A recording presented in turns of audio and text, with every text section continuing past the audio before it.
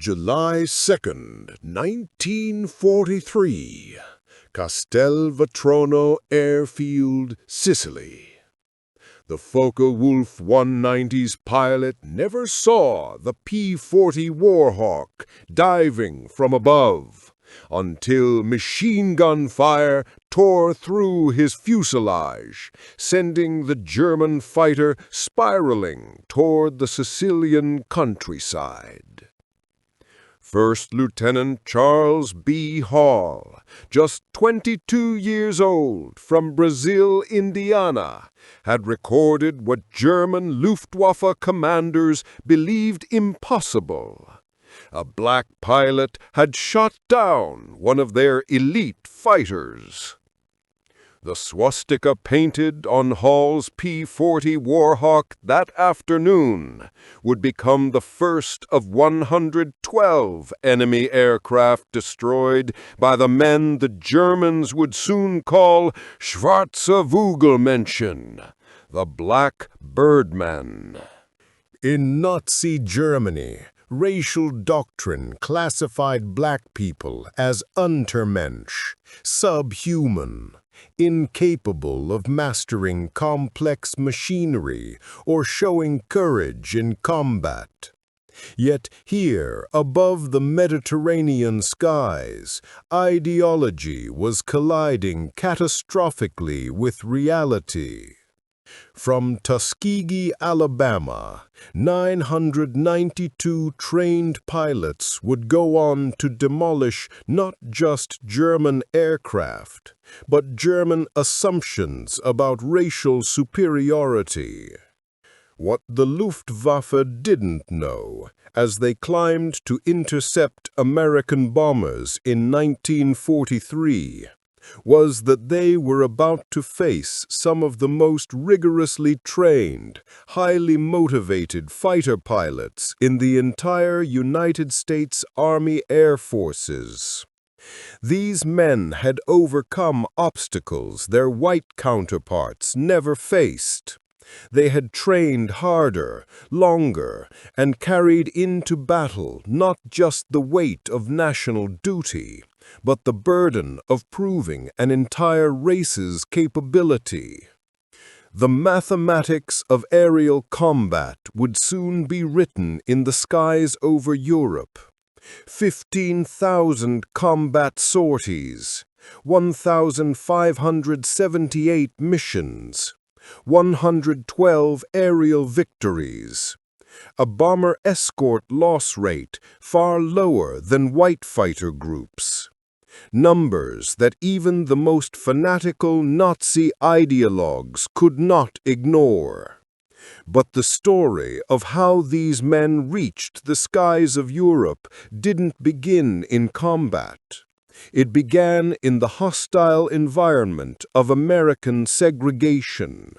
It began in 1941. Tuskegee, Alabama.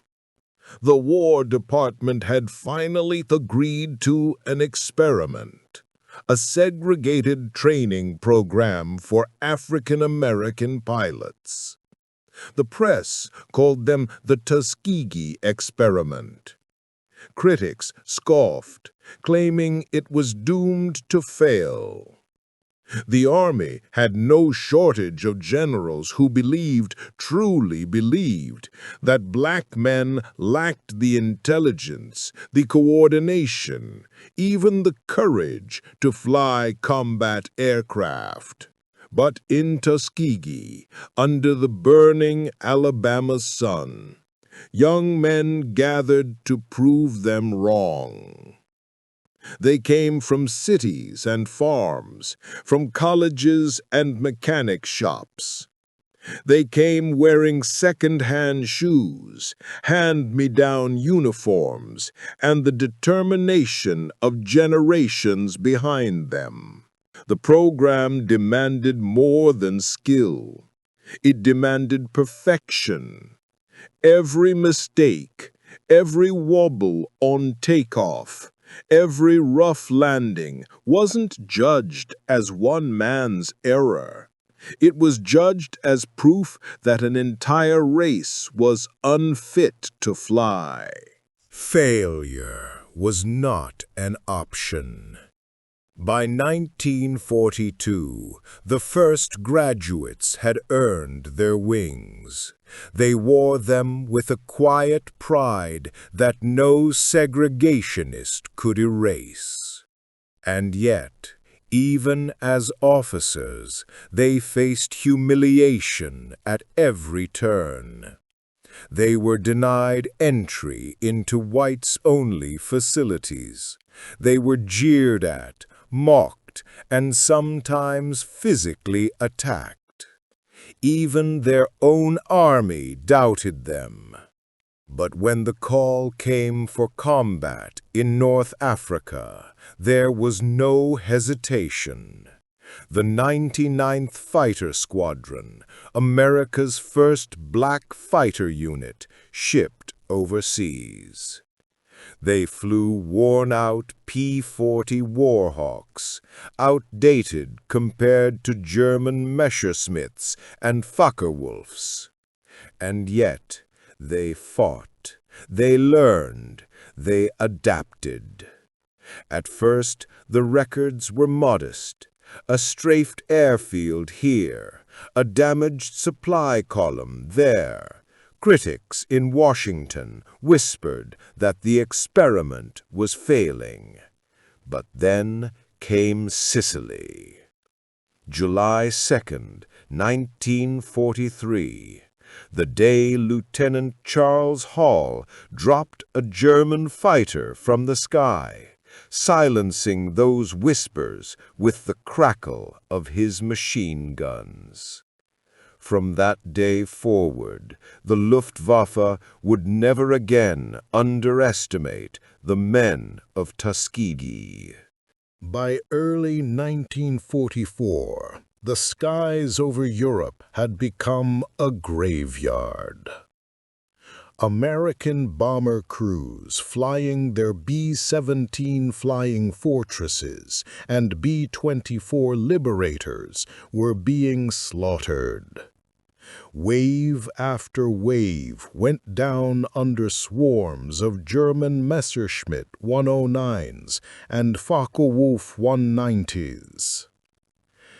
The average bomber crewman had only a 1 in 4 chance of finishing his required missions. The Army Air Forces needed fighter escorts. And so, at last, the Tuskegee Airmen were given their chance. The 332nd Fighter Group, soon to be known across Europe as the Red Tails. Their P-51 Mustangs gleamed silver in the sunlight, but their tails were painted crimson, bold and unmistakable. To the bomber crews, that red flash became a symbol of hope. To the Germans, it became a symbol of death. From the very first missions, the Red Tails developed a reputation unlike any other unit. They stayed with the bombers. They did not chase glory. They did not abandon their charges to rack up kills. Bomber crews returning from missions began to whisper in hushed tones, "If the Red Tails are with you, you'll make it home." It wasn't long before those whispers turned into legend. The Red Tails escorted thousands of bombers across Europe, to Berlin, to Munich, to the oil fields of Romania. And mission after mission, they delivered the bombers safely back. The records spoke for themselves. 27 bombers lost, out of hundreds upon hundreds they escorted. the lowest loss rate of any fighter group in the U.S. Army Air Forces. And for the men who flew under those crimson tails, every mission carried more than just military weight. Each flight was a statement, each successful escort a rebuttal to every general, every politician, every citizen who had said they were not fit to fly. In the cold, thin air above Europe, the Tuskegee Airmen were rewriting not just military history, but American history. Dogfights over Europe were unlike anything most men had ever imagined. One second, the sky was calm, the sun glinting off bomber wings. The next, chaos. Engines screaming, tracers flashing, planes twisting and diving in a deadly ballet of smoke and steel. For the Tuskegee Airmen, these moments were the ultimate test. Enemy fighters came in swarms, Messerschmitt Bf-109 slicing down through the clouds, Focke-Wulf 190s rolling in with guns blazing. The Luftwaffe pilots were experienced, hardened by years of war, but the Red Tails met them head-on. For Captain Roscoe Brown once spotted a jet-powered Messerschmitt Me-262, the fastest aircraft of the war. Most fighters couldn't dream of catching it, but Brown dove straight into the attack, firing until the German jet erupted in flames. A black pilot in a segregated unit the Army never wanted had just shot down Germany's most advanced weapon. Another day. Lieutenant Lee Archer, one of the group's most skilled pilots, locked on to a formation of enemy fighters. With deadly precision, he dropped 4 German planes in a single mission. 4 kills in one day. To the bomber crews, watching from their glass noses, it was like witnessing guardian angels in crimson tails.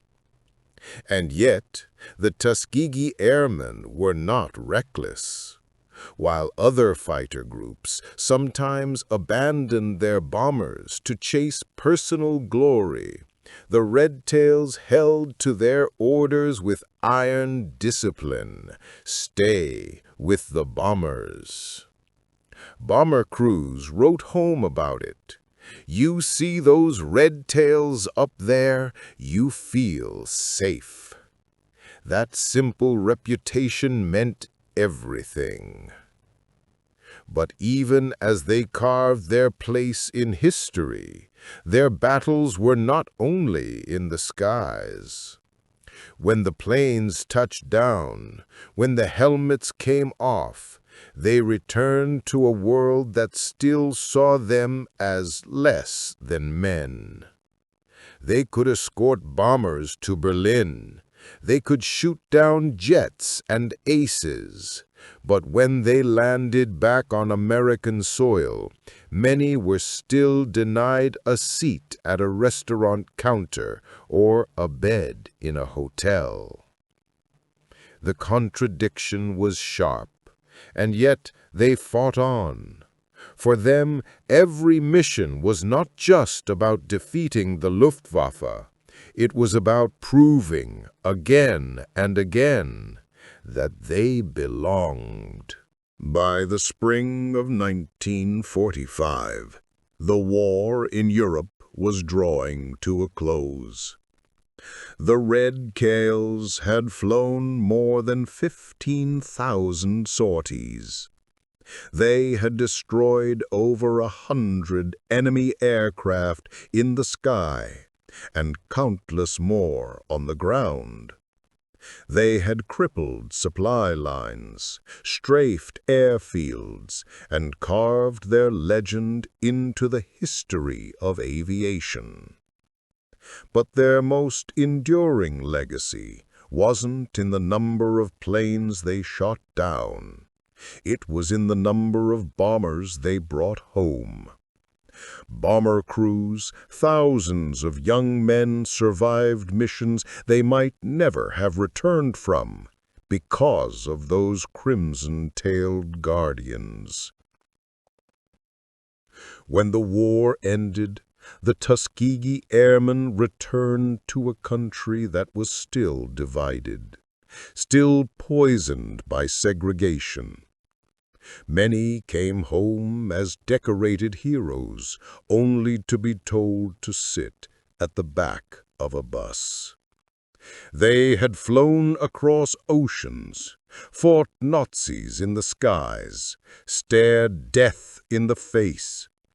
And yet, in their own hometowns, they were still denied dignity. But history would not forget.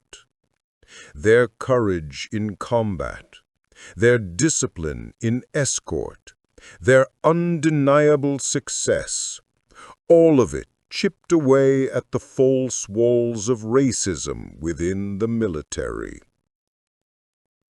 In 1948, just 3 years after the war, President Harry Truman signed Executive Order 9981, officially desegregating the U.S. Armed Forces.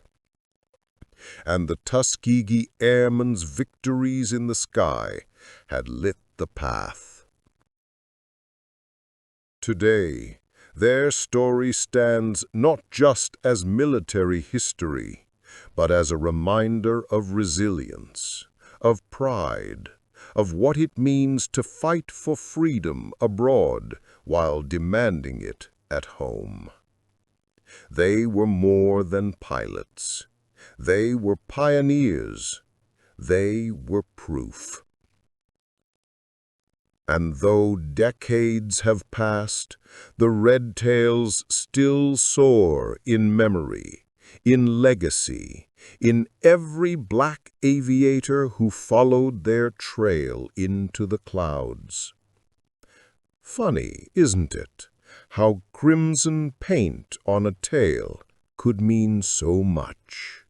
And that was the story of the Tuskegee Airmen, the legendary Red Tails of World War II.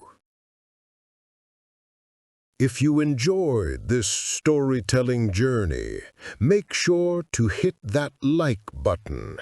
It really helps more people discover these untold chapters of history. And if you'd like to hear more powerful stories brought to life, don't forget to subscribe to my channel and turn on the notifications. Until next time, keep listening, keep learning, and keep remembering.